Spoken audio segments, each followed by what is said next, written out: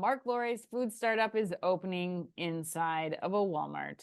That is right. According to Chain Store Age, food startup Wonder said it's opening its 11th location, which is both its first in Pennsylvania and its first inside a Walmart store, or any big box retailer for that matter, at Walmart's Quakertown, Pennsylvania store on February 21st, just last week. So in January 2023, it should be noted, Wonder abandoned its previous mobile food truck focus and pivoted to an operating strategy reminiscent of the ghost kitchen model, which operated 10 kitchens in and around New Jersey and New York that offer delivery and in-location dining and pickup.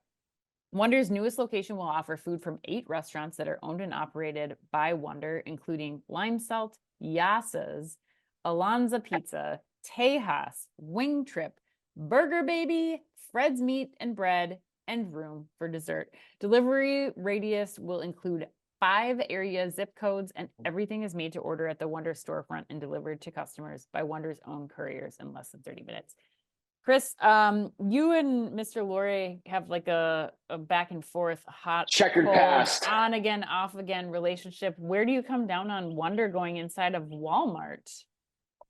Oh God, yeah. Before I answer that, I do want to go back to the Schnucks smart card thing for a second, because I think it was important. I was kind of remiss, I think both of us were, not to point out the fact that it is kind of a momentous thing that Schnucks is now piloting this too, right? Yeah. And Instacart is doing it too. Like Instacart has gone into a real live grocer now, so that is a big deal.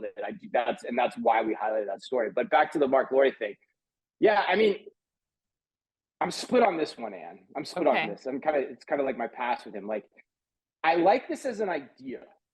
I like it as a concept because, and you and I have a lot of experience on this too, believe it or not, folks. But like, I think there's a space for the mass market supercenter to recreate the food court experience, and to do so in a way that takes a page out of the ghost kitchen model, adds delivery to it, but makes it a place to go and eat and gives you a lot of variety in your food. And it looks like they have basically every ethnic food group covered, at least the major ones too, in terms of that list that you read. So for that reason, I like it, because I think there's a lot of ground to be picked up there from all the malls that have, just gone away over the years.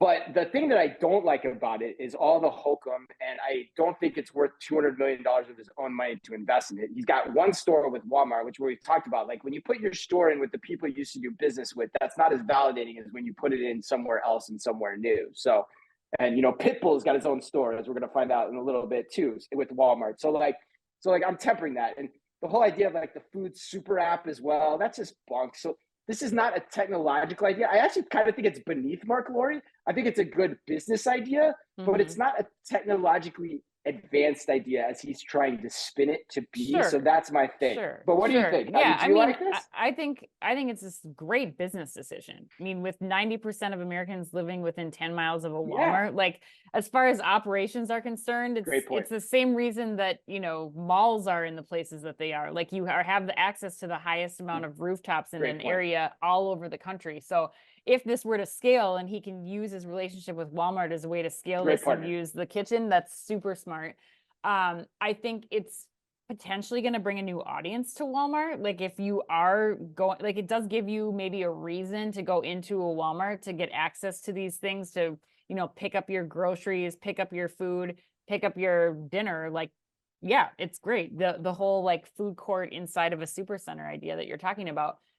I have a couple things that I'm curious to see how this happens. Like, one, I want to know if there's going to be any integration, and if they can do that within this pilot with Walmart Plus delivery, because I think that's where the real crux of the success of this could be, is if you can get the delivery of your food plus your essentials plus your apparel plus your groceries all in one delivery, like what we saw Kroger trying to do a couple of years ago when they opened their Cincinnati store.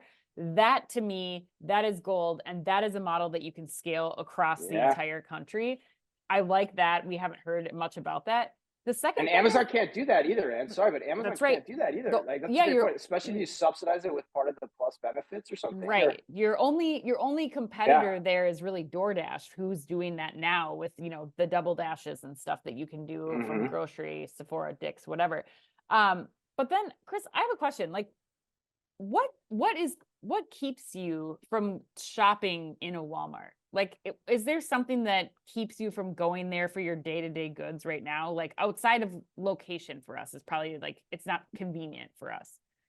No, I mean, like, no, when I go to California, I shop at Walmart all the time. So it's Yeah. just, there's nothing that really keeps me from doing it. I think it's a great experience, generally speaking. So for me Yeah. in Minnesota, it's just more location and there's Targets everywhere, so that's what it is. But why? What are you asking? Well, What are I you looking guess for? my question is around like, okay, if An experience like this would actually help considerably too. It'd draw totally. me in more, 100%. Yes, exactly. So that's where I'm going with this too, is like, could this be a reason for people to try Walmart when they haven't already gone to Walmart, if they have a multiple or a multitude of options?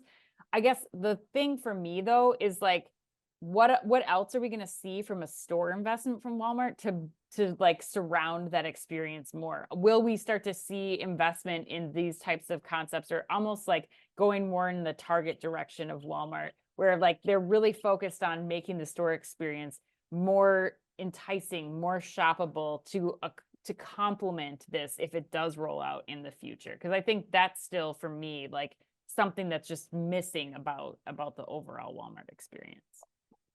Yeah, right. And yeah, I mean, the proof will be in the pudding of how you execute this, right? So Yeah. that's why, yeah, I mean, it's cool to, you're right. It's a great partner for him, for Lori, Yeah. for the reasons you're saying, but the real proof will be in the pudding of, when is the next one and how many of the next ones are there as well, right? So Right. that'll be interesting to see. But I mean, you and I are both, I mean, we have experience thinking about this concept together. Right. And we think there's a there is the best way to put Yes. it. Yes.